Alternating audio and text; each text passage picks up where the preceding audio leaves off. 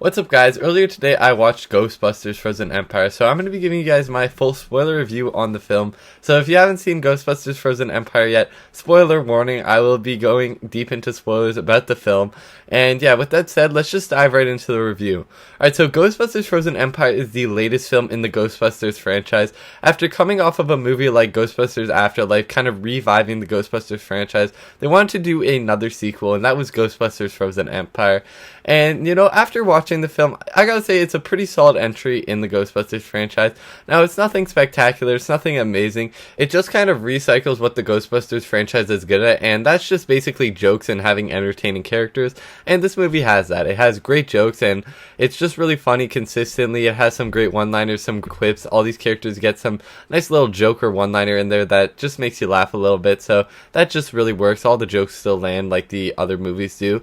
And then the entertaining characters. Yeah, I like some of the characters. I think Paul Rudd was just really good in this film. I like seeing him as a Ghostbuster. I like his character. And you know, the kids, they're alright. They're not too entertaining. They don't really interest me as much, especially Phoebe. She just hasn't been a character I've been able to connect with. But, you know, she has some moments, same with all the other characters. So, characters are entertaining enough. And, you know, they have the old Ghostbusters coming back to give you their entertaining moments. And it's fun to see them again. I feel like that kind of, like, nostalgia and fun that you have with old Ghostbusters kind of did die down in this film. It felt like they were just added in here just to have them. And I felt like Afterlife, it was really important to have them in that film. But with Frozen Empire, it just felt like they were forced in there.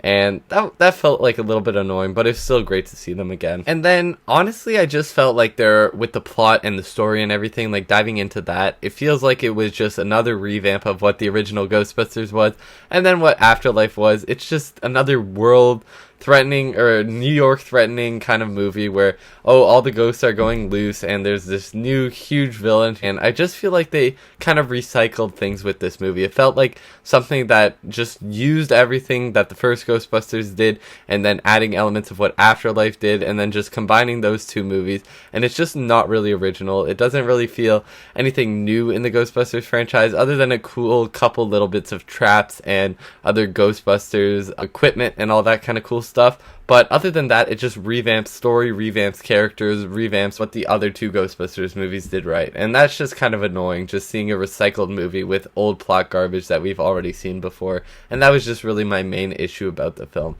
It's really entertaining at times. I do enjoy the characters, and you know, even though they are revamping stuff, it's still entertaining stuff. It's still what got me to love the first Ghostbusters movie and Ghostbusters Afterlife. So I'm not saying it's bad, it's just really unoriginal, and it feels like a movie that we have already seen, and a lot of it is just really recycled, and that's kind of annoying.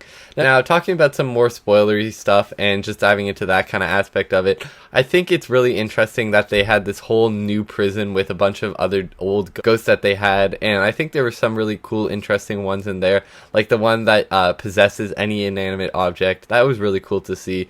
And I just thought that was interesting to have different types of ghosts that we haven't seen before. And I wish we would explore that more. Hopefully in another Ghostbusters sequel, we explore just the different types of ghosts that there are.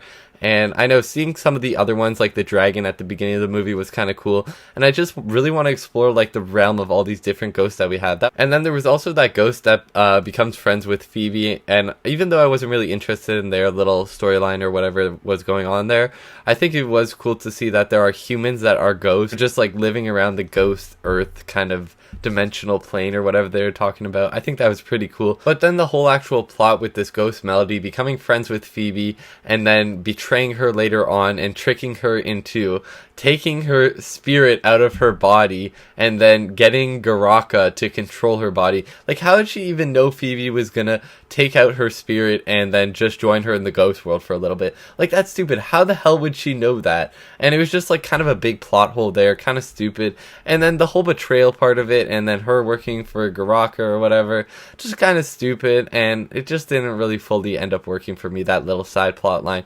And then just talking about Garaka and this whole Frozen Empire villain, I think he's actually really cool. I like his power set, and I like kind of how menacing he feels. I feel like there's a little bit of a scare to him, but they kind of like just kind of tone it down, and they make it a little bit more of a joke than an actual serious villain.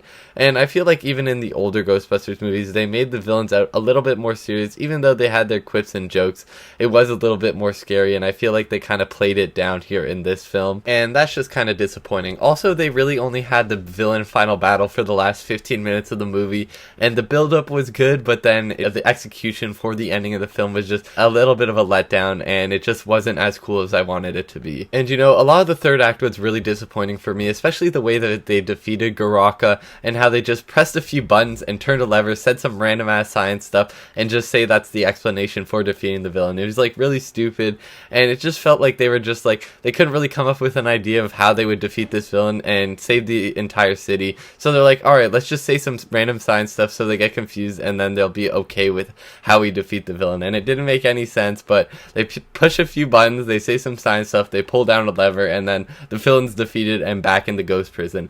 And I think that was just so stupid. Like, the writers definitely couldn't think of a better way to defeat this guy.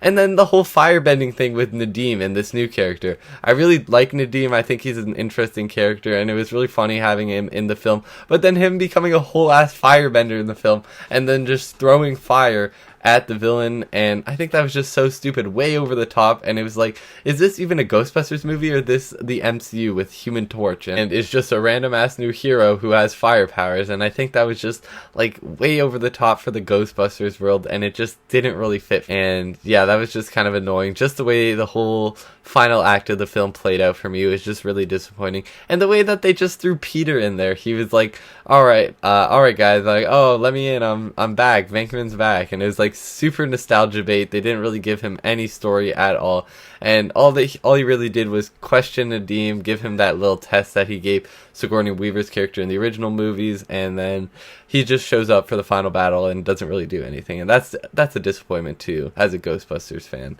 And I don't know, I just feel like the third act really kind of fell apart a little bit. It was cool, there was some really cool moments, especially just seeing Garaka freeze everything. That was really sick, but it just all really fell apart for me. The third act was just a huge disappointment, and it just was a letdown. I just think the execution of this movie was really poor. The third act kind of falls apart, and it just really rehashes a lot of what the old movies did right. And so while entertaining with its jokes and its characters still having a lot of fun and likability to them, it still just really falls flat as a Ghostbusters movie, and it's just kind of on the mid-level for me. So with that, I'm going to give Ghostbusters The Frozen Empire a 6 out of 10.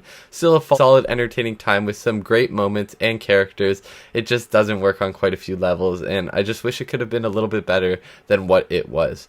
Tell me what you guys thought about Ghostbusters Frozen Empire down below in the comments section. Thank you guys so much for watching this review. Make sure to subscribe, and I'll see you guys next time.